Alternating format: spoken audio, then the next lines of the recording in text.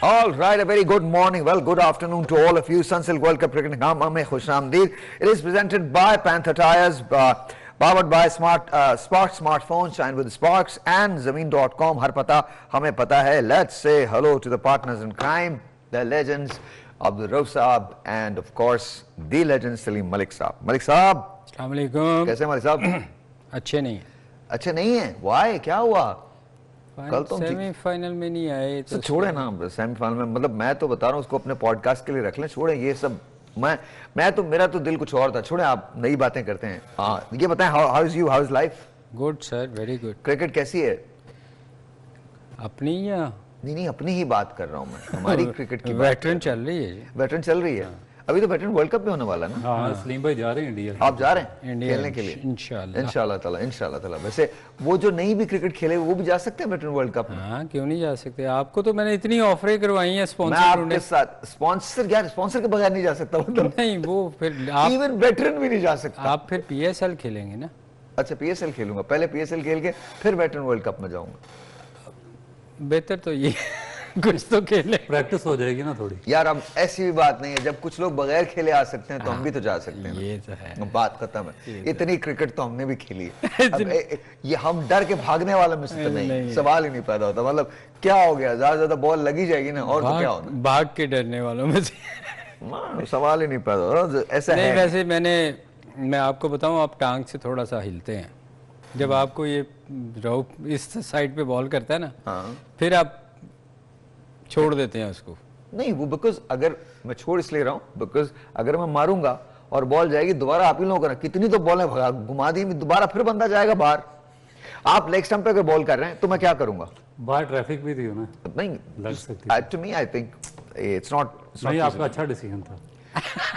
आपको दो बॉलें तो गुम हो गई थी, 2 दफा राजा बेचारा थक गया। दो एक्चुअली गुम नहीं होती, पैसे तो मैंने दिए, बॉलें तो 5 गुम हुई हैं।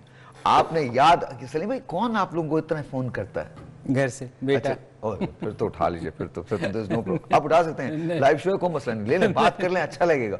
मैं उठा लूं? नहीं। पापा हेलो, हाँ अली बेटा बताओ तो क्या हाल है? ठीक ठाक है सब, everything is okay. So coming back to, ये मुझे बताइए कि बहुत सारी चीजें बातें हो रही हैं, सब कुछ हो रहा है। पाकिस्तान ऑस्ट्रेलिया का टूर जो है, कैसे देखते हैं आप उन्हें? क्या टीम जाएगी, कौन सी टीम में तब्दीली आएगी? क्या इस मौके पे पाकिस्तानी टीम को तब्दील करना ठीक है? अगर इस मौके पे नहीं करेंगे तो कब करेंगे? I'm asking you. बिल्कुल करनी चाहिए। देखें, अगर इसी टीम के साथ आपने हारना है तो क्यों ना आप वो टीम लेके जाएं जिसको आप तैयार करें अगले वर्ल्ड कप के लिए। कुछ हाँ, देखें, आप अगर नहीं करेंगे तो फिर वही होएगा कि आप और मैं बैठ के इधर क्रिटिसाइज़ कर रहे होंगे इन्हीं लोगों को जो इस साल खेल रहे हैं। बात यह है कि नए प्लेयर, मैं इसलिए कह रहा हूँ कि आपके पाकिस्तान में टैलेंट की कमी नहीं है। आपको उन लोगों को लेके जाना चाहिए जिन्होंने पाकिस्तान आगे खेलना है। इस टीम में जो हमारी अभी हार के आई है, इसमें से कितने प्लेयर आप समझते हैं कि टीम में होने चाहिए? चंद ही हैं, 4-5। उसके अलावा तो सारी टीम आपकी चेंज होने वाली है। कितने लोग हैं? 4-5 ही हैं ना जो रेगुलर हैं। वैसे तो नॉर्मली जो टीम में होता है, जब भी कभी आप टीम सेलेक्ट करते हैं 1 या 2 प्लेयर चेंज होते हैं, मगर इस टीम को अगर आप देखते हैं तो इस टीम में बहुत सारी तब्दीलियों की ज़रूरत है और उसके लिए आपको डिसीजन लेना पड़ेगा। अदरवाइज़ फिर वही होएगा, रोएंगे, बैठेंगे टीवी पे आप और मैं, क्रिटिसाइज़ कर रहे होंगे, फिर रऊफ को आप तलवार देंगे कि यार तलवार से काट दो इनको। नहीं, तब तक तो मैं भी चीता हो चुका हूँ। अच्छा। मुझे किसी को तलवार देने की जरूरत नहीं, फिर मैं खुद ही काट पीट कर दूंगा। सीरियसली चीज़ें चेंज होने वाली हैं बहुत सारी। यार आई होप कि हो जाए। मुझे नहीं लगता सलीम भाई, मैं हमेशा ये बहुत ऑप्टिमिस्टिक होता हूँ, लेकिन मुझे नहीं लगता हमारे मुल्क में चीजें तब्दील। उसकी रीज़न पता क्या है? वो आई होप कि हो जाए। बात वही है ना कि क्रिकेट बोर्ड हमारा स्ट्रॉन्ग नहीं है। जो बार बार रऊफ कहता है, मैं आज पहली दफ़ा कह रहा हूँ, वैसे मैं नहीं ज़्यादा क्रिटिसाइज़ करता क्योंकि नाराज़ लोग बोर्ड के बहुत जल्दी हो जाते हैं। नहीं, आपकी बारी शायद आ सकती है। नहीं, बारी की बात नहीं है, मैं आए ना आए, किसी की आए, जिसकी आनी चाहिए उसकी तो आती नहीं, मेरी कहाँ से आनी है? एक बात है ऐसी, आप और मैं दोनों ही, मैं पूछना चाहता हूँ, आपको 60 बार कैंप में बुलाया गया? पाकिस्तान के? पाकिस्तान के 60 मरतबा। सर मैंने 94 में पाकिस्तान अंडर 19 से डेब्यू किया था, ठीक 94 है, में। फिर तो होता ही है कि जो फास्ट बॉलर्स होते हैं मोस्टली वो अंडर 19 से ही पाकिस्तान की टीम में आ जाते हैं। उसके बाद फिर उनका कैरियर होता है प्रो लॉन्ग करता है और 15-20 साल क्रिकेट खेल सकते हैं। हाँ, अब मैं 94 में अंडर 19 खेला था ऑस्ट्रेलिया के खिलाफ। ओके, उसके बाद जो मेरा टेस्ट डेब्यू हुआ वो 2008 में हुआ, यानी कि मुझे 6 और 14-15 साल इंतजार करना पड़ा। और ये इंतजार इसलिए कम नहीं मैंने बैक, no, कम अगेन। अच्छा, this is very important because आज चूंकि रेस्ट डे है, हम कल के मैच के बारे में बात करेंगे, लेकिन आज चूंकि रेस्ट डे इसलिए मैंने ये अपॉर्चुनिटी ली है कि मैं थोड़ा सा इनसे बात कर सकूं। टेल मी, आपने कहा कि आपने 94 में डेब्यू किया था पाकिस्तान अंडर 19 से, अंडर 19। और उसके बाद आपने कब खेला है पाकिस्तान? मैंने 2008 में, मुझे 14 साल इंतजार करना पड़ा। और मेरा ख्याल है कि क्रिकेट हिस्ट्री में किसी फास्ट तो बॉलर उन्होंने ने ये इतना लंबा बनवास अर्सा आपको नहीं काटने, मतलब ये सजा दी आपको? बनवास काटा आपने 14 साल? गुजारा। देखिए सजा यही थी कि सिफारिश नहीं थी कोई, और फिर स्टूडेंट लाइफ थी, मैं सिफारिश पे बिलीव नहीं था। अपने परफॉर्मेंस क्या उम्र थी आपकी जब आपने, क्या उम्र थी जब आपने अंडर 19 खेला? 16-17 साल? 17, 18, 19, 3 साल। 3 साल, और ओके। उसके बाद फिर मुझे लंबा यानी कि 14-15 साल का इंतजार करना पड़ा। और मेरा ख्याल है कि क्रिकेट हिस्ट्री में ना तो किसी ने इस तरह परफॉर्म किया कभी, सिर्फ पाकिस्तान की बात नहीं कर तो रहा। परफॉर्मेंस बताएं ना मुझे, बताएं तो सही, अब Performance बात हो रही है देखें तो कि- फिर हो ही जाए। हाँ, मैंने पाकिस्तान की हिस्ट्री में फास्टेस्ट 300 विकेटें मैंने मुकम्मल की, फिर फास्टेस्ट 400 विकेटें, फिर फास्टेस्ट 500, फिर फास्टेस्ट 600, फिर 700 के लिए मुझे 4 विकेटें चाहिए थी पाकिस्तान की हिस्ट्री में। सकलैन का रिकॉर्ड था, उसका रिकॉर्ड ब्रेक करना था। मैंने इनको कहा जी मुझे एक मैच दे दें, मैं ताकि मेरे 147 मैचेस थे, मैंने कहा एक मैच दे दें, मैं 148 में मेरा रिकॉर्ड हो जाएगा। इन्होंने मुझे एक मैच भी नहीं खेलने दिया। तो इनको यानी कि वो अजीबो गरीब सिस्टम है यहाँ पे, आप इनका क्या कर सकते हैं, कुछ भी नहीं। पाकिस्तानी टीम में आपको 60 मरतबा बुलाया जाता है कैंप के अंदर, हाँ, सिलेक्ट कितनी मरतबा हुए? सिलेक्ट लास्ट में जब मेरा ख्याल है कि कोई ड्रग्स में पकड़ा गया था, कोई मैच फिक्सिंग में बैन हो गया था, कोई कहाँ पे पकड़ा गया था, अनफिट हो गया था, तो उसके बाद फिर मुझे बुलाया इन्होंने डेब्यू के लिए जिम्बाब्वे के खिलाफ। फिर मैंने 3 आउट किए। फिर कब की वहाँ बात है? ये 2007 या 8 की बात है। 2008, ओके। हाँ, बड़ी यानी कि वो मजबूरी में डेब्यू है, कोई खुशी से नहीं करवाया गया था कि मजबूरी में करवाया। हमारे पास कोई नहीं है तो हाँ, अब तो कोई नहीं करवाना ही है। इवन के ये था कि मुझे बुलाया, मैं फर्स्ट क्लास मैच खेल रहा था उधर मुल्तान में। तो इंडिया में कलकत्ता में टेस्ट मैच था पाकिस्तान का, तो मुझे यूनुस खान ने भी कहा कि आपको मैंने टेस्ट मैच खिलाना है उधर कलकत्ता में, तो आप ना तैयार रहना। मुझे इन्होंने वीज़ा लगवाया, मुझे पासपोर्ट मंगवाया, उसको वीज़ा शीज़ा लगवा के मुझे बुलाया मुल्तान से। मैं लाहौर में पहुंचा तो मुझे क्या पता चला कि मेरी जगह किसी और को भेज दिया। उस पर यूनुस खान भी नाराज़ हो गया, कहता कि मैंने नहीं कैप्टनसी वगैरह करनी है, तो जो मैंने मंगवाए थे लड़के वो किधर है। तो लेकिन फिर मैं, अच्छा मुझे सज़ा क्या दी कि भाई ये यहाँ पे खुदा बने बैठे हैं, आपने पूछा क्यों हमसे? कि मैंने उनसे पूछा ये कि भाई मुझे आपने मुल्तान मैच छोड़ के बुलाया है सारा कुछ करवा के, तो अगर मुझे भेजना नहीं था तो मुझे फर्स्ट क्लास मैच ही खेलने देते। तो मुझे पूछ रहा है चेयरमैन कि आपने किस कैपेसिटी में मुझसे पूछा है कि आप हमसे तो कोई सवाल ही नहीं कर सकता, हम तो बादशाह हैं। तो अब हम देखते हैं कि आप किस तरह क्रिकेट खेलते हो। बहरहाल अल्लाह की मेहरबानी थी कि मैं उसके बावजूद खेल गया पाकिस्तान के लिए। उसकी रीज़न ये थी ना, वो खुद 2-3 माह के लिए आते हैं, तो अजीब सिस्टम है यहाँ पे। तो बेशुमार स्टोरियाँ, बेशुमार This is- कई ऐसे प्लेयर हैं कि मैं जाफर नज़ीर को जानता हूँ, आउटस्टैंडिंग फास्ट बॉलर हुआ करता था, उसको एक मैच तक नहीं पाकिस्तान के लिए खिलाया, और बेचारा देखता रहा और उसके सामने अजीबो गरीब किस्म के, किसी का बाजू टूटा हुआ वो डेब्यू कर गया, किसी के पास जूते नहीं, मुझे उसका याद है डेब्यू मैंने करवा जाहिद की स्टोरी जो है वो एक दफ़ा मैं सफ़र में था तो यूट्यूब पे किसी ने डाली हुई थी, and then of course I heard it from you also. तो मोहम्मद जाहिद एक फास्ट बॉलर हुआ करते थे हमारे, तो आई थिंक इन दिनों इंग्लैंड में वो, इंग्लैंड में। England. So wherever you are, Zahid, if you're watching this, man, I've grown fond of you. आप जिस ज़माने में आए थे, I was in the US studying, तो क्रिकेट से बहुत ज़्यादा दूरी थी, but I've learnt about you and माशाल्लाह माशाल्लाह you were gifted, you were wonderful, and I hope and pray you're doing well. लेकिन अफसोस की बात है हमने मतलब उसके साथ भी कुछ ठीक नहीं किया। वर्ल्ड फास्टेस्ट बॉलर था, मेरे साथ खेलता रहा, हम एक ही रीजन से थे, एक ही इलाके से, बड़ी क्रिकेट हमने इकट्ठी खेली। वेरी डिसेंट पर्सन था वो, और जेंटलमैन आदमी था। बस यही सजा मिली ना? बस ये सजा मिली। उसका पता है, मैं उसके साथ ये मैच कुछ खेला हूँ, तो वो ना फैसलाबाद में मैच था और वकार वसीम दोनों खेल रहे थे उस मैच में, और एक साइड पे उसने बॉलिंग की थी। आप यकीन करेंगे साहिर भाई कि वो फैसलाबाद जैसी wicket, dead wicket, dead wicket, हाँ डेड, एब्सोल्यूट डेड, जहाँ वकार और वसीम का बॉल विकेट कीपर मोइन नीचे पकड़ा था हाँ और इसका वो ऐसे बॉल पकड़े थे, मतलब इतनी इसकी पेस का फ़र्क था उस वक्त, और उसने 12 आउट किए थे, ईच इनिंग में 6 आउट किए। सो हियर्स माय क्वेश्चन, अगर ही वाज दिस फिनोमिनल तो फिर उन्हें चांस क्यों नहीं दिया गया?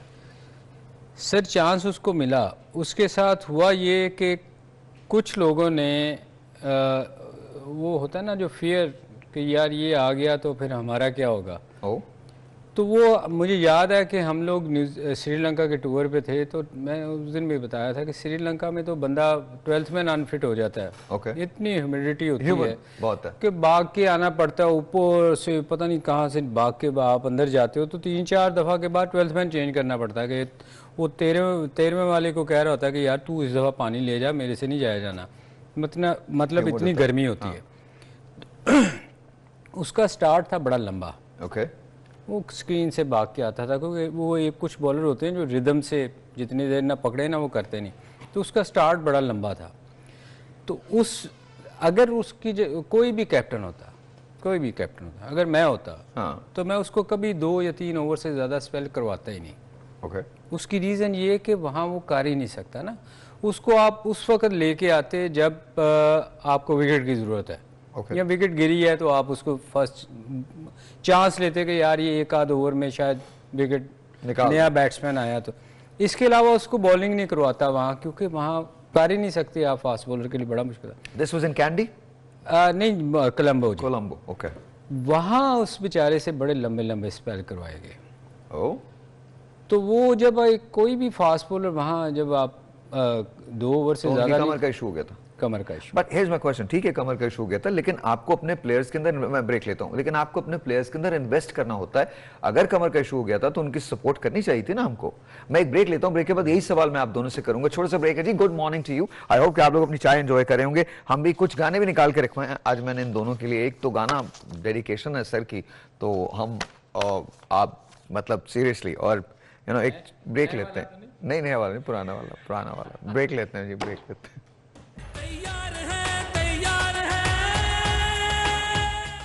Alright ji, ladies and gentlemen, इससे पहले कि हम आगे बातचीत शुरू करें, I want to play a song and dedicate this to जनाब the one and only Abdul Rauf साहब। ये सर आपका गाना है, अब आप ये ले लीजिए, गाना ये आपके लिए है। It's called Calm Down by Reema. अच्छा बेबी भी याद है, आपकी फैंस भी तो होंगी ना बहुत सारी खवातीन, क्या कर रहे हैं आप, किससे मैसेज कर रहे हैं जी? क्या कर रहे हैं आप? ये मैं देख रहा हूँ जो आपने सवाल क्या इसको मैं देख के बताएंगे? हाँ, नहीं, कौन सी टीम जीतेगी अच्छा नहीं, मैंने वो नहीं पूछा था, फाइनल? मैंने पूछा ही नहीं है ये। क्या? मैं तो बात कर रहा हूँ फैंस की बात कर रहा हूँ, जैसे फास्ट बॉलर शर्मा गया रऊफ। फैंस क्या होने हमारे, क्यों? इतनी खेले ही नहीं क्रिकेट इतनी ज्यादा, तो फैंस होते हैं आप जिस तरह सलीम भाई के हैं काफी सारे। नहीं ये अच्छा, ये इंडिया हमारी पॉडकास्ट होती है ना, मैं इस पे बड़ा जबरदस्त जवाब इंडिया देता हूँ वाला podcast में। वाकया सुनना चाहिए। बताएं क्या वाकया है सर, बता देना सर, क्या है, क्या हो गया? नहीं इंडिया कौन सा हुआ? नहीं वो आप जब लैंड किए तो कोई चले मिलने पहले आप आया। अपना बताएं, फिर ये अपना जहाज में। बताएंगे। हाँ, जहाज में जब आप कुछ भी नहीं वो कोई ऐसी वैसे वो बात नहीं है, बता तो दें क्या हुआ। वो कोई जहाज में इनके साथ सफर जो कर रहे थे वो, अच्छा। फिर वो आपको पता ही नहीं था ये कौन है, मतलब कौन वो तो अच्छा कौन, वैसे मुझे हैरानी नहीं है, नहीं वाकई इसको नहीं जो इसके साथ सफर करो तो सर ही पीटा हुआ, क्या बात करूं मैं इससे? नहीं वाकई रऊफ को नहीं पता था अच्छा कि ये कौन थी? अच्छा वो इंडियन एक्ट्रेस थी एक, हम वहाँ पे थे तो वो क्या नाम था मुझे नहीं पता उनका, कि वो मेरे साथ ही बैठी, वो भी यही जिस तरह आप भी परेशान हो गए, हाँ, वो भी परेशान हो गई कि मेरा इतना बड़ा नाम है तो उसको पता ही तो क्यों वो नहीं है, कौन ये थी? बैठा। वो मैं तब्बो थी तो वो भी एड में मुझे पूछ रही है, एंड में पूछ रही हैं आपसे, हाँ। क्या पूछा आपसे?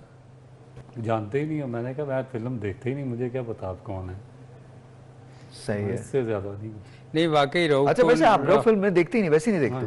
कोई भी नहीं देखी फिल्म कभी नहीं, अंग्रेजी भी नहीं? इंग्लिश उसकी देखते हैं सिल्वेस्टर स्टालोन की। वो मुझे यकीन है इस बात का, रैम्बो के अलावा कोई नहीं पसंद। सही बताओ। अच्छा ये जो चीज़ जो रऊफ बात कर रहा है ना, मैं एक दिन रऊफ को कह रहा था, मैंने कहा यार कई दफ़ा ना लोग पूछते हैं, कहते हैं आप उनके साथ जा रहे होते हैं तो उनको नहीं पता होता आपको। हाँ हाँ ट्रू। तो आप ना जब शुरू में क्रिकेट खेलते थे तो बड़ा होता था यार ये बंदा जान के एक्टिंग कर रहा है कि इसको पता ही नहीं। मेरे बड़े भाई हैं वो माशाल्लाह वो 85 हैं, वो मैं इसको रऊफ को एक दिन बता रहा था, मैंने कहा यार जब मैं क्रिकेट में आया ना तो वो इंजीनियर है, उनको कोई क्रिकेट का कोई शौक नहीं था। हाँ, 1% भी नहीं था। हाँ, बाकी सब भाइयों को है हमारे। हाँ, तो वो ना उन्होंने कहना ये क्या करता रहता है हर वक्त, इसको पढ़ना चाहिए, ये क्रिकेट की तरफ जाता है, इसको ना वो हर वक्त जैसे बड़े करते हैं। तो जब मैं पाकिस्तान खेल गया तो उनको कुछ पता नहीं था मैं क्या करता हूँ। सीरियसली मैं आपको सच बता रहा हूँ, मैं आपको झूठ नहीं कह रहा, मैं रऊफ को उस दिन बता रहा अब तो मान जाए। मैं रऊफ को ना मैं बता रहा था, मैंने कहा उनको ना उनके चूंकि चीफ इंजीनियर रहे लाहौर में भी रहे वो, तो इमरान खान के वाले साहब के साथ वो अच्छा जानते थे उनको, तो सिर्फ उनको इमरान खान का नाम आता था और मेरा नाम आता था। तो मैं ना हंसता होता था, मैं कहता जी बाकी भी प्लेयर है वो यार कौन ने हो, मैंने ना हंसना करना कि मैं फिर इसको रऊफ को बता रहा था, मैंने कहा यार जब मैंने उनसे सुनता था ना तो जब कोई कहता था ना मुझे क्रिकेट का नहीं पता तो मैं कहता था यार इसको वाकई नहीं पता होगा, क्योंकि मेरे तो घर में नहीं पता। ये बड़ी बात है वैसे कसम से वैसे बड़ी बात है ये, और अजीब ही लगता है ना बंदा कोई घर में आपके होए वो सिर्वाए आपके नाम के अलावा जब खेल गया बहुत क्रिकेट, जब उनको पता चला कि ये क्रिकेट खेलता है। यार ये ना मैं आपको बताऊं कि मुझसे आप पूछते हैं ना क्या मसला है, अक्सर इसी वजह से हमारे सिलेक्टर चीफ सिलेक्टर नाराज हो जाते थे। मुझे नहीं पता चलता था कि वाकई ये है या नहीं है, क्या है। वो समझते थे पता नहीं ये जानबूझ के कर रहा है, इससे हमें सलाम क्यों नहीं लिया। अच्छा भाई कैसे याद करता मेरे साथ भी ना 2-3 मरतबा ऐसी चीजें हुई हैं, बड़ी जबरदस्त चीजें हुई हैं। मेरी और समी खान की शक्ल ना आपस में शायद मिलती होगी, तो अक्सर ना लोग वो कर लेते हैं, या कभी कभी अली जफर कभी एक आध मरतबा ऐसा गुमान हुआ। लेकिन एक बड़े मजे की बात है, मैं फ्लाइट ले रहा था इस्लामाबाद की, तो इस्लामाबाद में एक साहब मेरे साथ बराबर में बैठे हुए ना, अच्छा मुझे मुसलसल बात किए जा रहे हैं आपके, मैं ड्रामे देखता हूँ मुझे बड़े अच्छे लगते हैं, बहुत अच्छे लगते हैं। मैंने कहा जी जी बहुत थैंक यू वेरी मच। अच्छा फिर उसके बाद ना अब मुझे यकीन था ये मुझे नहीं जानते क्योंकि मैं तो ड्रामा में बहुत एक आध मैंने प्लेस किए थे। जब उतरने लगे ना तो मुझसे कहते हैं कि समी भाई वैसे एक बात है। मैंने कहा जी बताइए। कहते आपसे मिलती शक्ल साहिर लोधी साहब की भी है, वो भी ना आपसे मिलते जुलते हैं। मैंने कहा जी जी बिल्कुल मुझसे मिलते जुलते। तो ये आई थिंक होता है, होता है, हाँ बहुत सारे लोगों के साथ होता है। जैसे आप देखें पाकिस्तान टीम में बहुत सारे लोग ऐसे हैं हाँ जिनको वो कई सालों से आप नहीं जानते उनको। जैसे हमारे पाकिस्तान के फील्डिंग कोच हैं, वो आप देखो ना जो असिस्टेंट कोच हैं, बहुत सारे लोग हैं जिनको आप जानते ही नहीं कभी। हाँ एब्सोल्युटली, जिनका नाम नहीं पता। अब मैं नहीं जानता कि ये कौन है, मगर मुझे पता है कि वो कोई एक बंदा है जो टीम की बड़ी खिदमत करता था, लड़कों को दबाता शिबाता था, वो टीम के साथ है। तो ऐसे लोग भी हैं, होते हैं जिनको आप रऊफ सही कह रहा है कि आप जब उनको मिलते तो कहते हैं यार मैं टीम के साथ मुझे बचाना है। अच्छा आपके साथ कभी कोई गैर मामूली वाकया हुआ, मतलब इंडिया में या कहीं और किसी मुल्क में कभी बहुत ही गैर मामूली ऐसा कि आपने बोला यार ये तो बड़ा एक दिलचस्प दास्तान है? यार इस वक्त याद नहीं हुए तो बहुत हुए होंगे, आई एम श्योर, ऐसे तो बेशुमार। तो आप लोग जब खत्म कर देते थे, मतलब फील्डिंग खत्म हो जाती थी, मतलब दिन खत्म होता था, तो उसके बाद क्या करते थे? यूजुअली रिटायर होते थे अपने कमरों में या क्या करते थे? ये मोस्टली मुझे ना मेरे से बड़े लोगों को शिकायत थी क्या कि मैं सोशलाइज नहीं करता। ओके मैं कमरे में बैठ के टीवी देखता रहता था। अब इंडियन सारी फिल्में पूछ ले मुझसे। अच्छा वैसे दिस इज ट्रू, आपको माशाल्लाह नहीं, दिस इज इनक्रेडिबल, ये बड़ी बात है, बड़ी बात। और इंडियन पाकिस्तानी ड्रामे तो आप भी देखते हैं, और ये तो देखते हैं। हाँ नहीं मुझे मैं नहीं जाता था, मैं बैठ के टीवी लगा के ना रिलैक्स करता था। बाकी लड़के जाते थे बाहर घूमने शूमने जाते थे, अक्सर जाते थे लोग। तो वो उनको यही होता था कि ये जाते नहीं, कमरे में बैठा रहता है, खाना भी उधर ही खा लेता है और लेटा रहता है। मैं रेस्ट करता था, मैं सच बताऊं, क्योंकि सारा दिन पिद्दी इतनी लगती थी कि उसके बाद आके ना बंदा कहता था कि यार रेस्ट करो। अच्छा मैं दोबारा से जाहिद की स्टोरी पे जाना चाहता हूँ ना। सो मोहम्मद जाहिद जो थे वो वापस आए श्रीलंका के दौरे से, कमर में तकलीफ हो चुकी थी, किसी ने रिस्पॉन्सिबिलिटी ली उनको सही करवाने की? नहीं बेसिकली असल में 2-3 चीज़ें होती हैं, ना तो उनका ट्रीटमेंट किया गया, ना यहाँ पे हमारी कोई कोचिंग स्टाफ ऐसा था जो उनको प्रॉपरली ट्रेन करता है कि जो उनके एक्शन में थोड़ा सा फॉल्ट था अगर उसको भी सीधा कर देते तो वो काफ़ी लंबा खेल सकते थे। मगर उसके बाद जो सेकंड उनका फेज शुरू हुआ वो बहुत बुरा था, वो पहले से भी बदतर था। उनके साथ बहुत बुरा सलूक किया गया पाकिस्तान में। जब दोबारा फर्स्ट क्लास में आए, यानी कि मैं उस वक्त मुल्तान से घेरा था रीजन से, तो हमारा एक ही रीजन है, तो वो उस टीम में आए तो उनको फिर वहाँ पे बाहर बिठाना शुरू कर दिया, फिर उन बातें करना शुरू कर दी कि यार ये टाइम ज़ाया कर रहा है, इसका स्टार्ट बड़ा लंबा है, ये मॉडर्न डे क्रिकेट के काबिल नहीं रहे। तो इस तरह की चीज़ें सुन सुन के एक वर्ल्ड फास्टेस्ट बॉलर जिसने इतनी प्राइम देखी हो, इतनी शोहरत देखी हो, अनलकीली अनफिट हुए वो, तो उसके साथ फिर इस तरह का सलूक मेरा ख्याल है कि ज़्यादती थी। फिर आखिर में मेरा ख्याल है कि इतने बददिल हुए कि उन्होंने फिर छोड़ ही दिया और वो इंग्लैंड में ही सेटल हो गए। नहीं रहो, वो इंग्लैंड में मेरा ख्याल उसका कॉन्ट्रैक्ट हुआ था किसी काउंटी के साथ। उसके साथ जो सबसे बुरी चीज़ हुई ना, कॉन्ट्रैक्ट से ये कुछ दिन पहले ही मेरा ख्याल वो बेचारा शायद एक बॉल भी डिलीवर कर लेता ना तो शायद उसको इलाज हो जाता उसका वहाँ, क्योंकि बहुत इंश्योर्ड होता है सारा कुछ। वो जब हो गई ना उसको बैक इंजरी, तो जब पाकिस्तान आया तो हमें तो चाहिए था कि यार उसका बहुत ख्याल करते, बहुत ख्याल करते, उसका इलाज करवाते। हमारे यहाँ जो चेयरमैन थे उन्होंने लिफ्ट ही नहीं किया, वो ये खुद अपना इलाज करवाए, मैं क्यों करवाऊँ कह के। तो वो बेचारा वहाँ आप देखो ना इंग्लैंड में, मुझे याद है वो रोता रहा बेचारा कि लोगों से पैसे मांगता है मेरा इलाज कमर का करवा दे। किसी ने मुझसे पूछा था जब वानखेड़े में सचिन का मुजस्मा नस्ब हुआ है, तो किसी ने मुझसे पूछा था कि साहब भाई हमारे यहाँ ऐसे स्टैचूज क्यों नहीं बनते। तो मैंने उन्हें बताया था कि हम स्टैचू बनने से पहले ही उसे गिरा देते। अगर किसी में ज़रा सी भी सलाहियत हो तो हम सब मिल के कोशिश करते हैं कि किसी तरह से उसे ख़त्म किया जा सके। जिसे हम उरूज देते हैं, पलकों पे बिठाते हैं, उसी के लिए हम पूरी कोशिश करते हैं मिल के कि ये ख़त्म हो सके। और ये सिर्फ क्रिकेट में नहीं है, हर जगह है। ब्रेक लेते हैं। तैयार है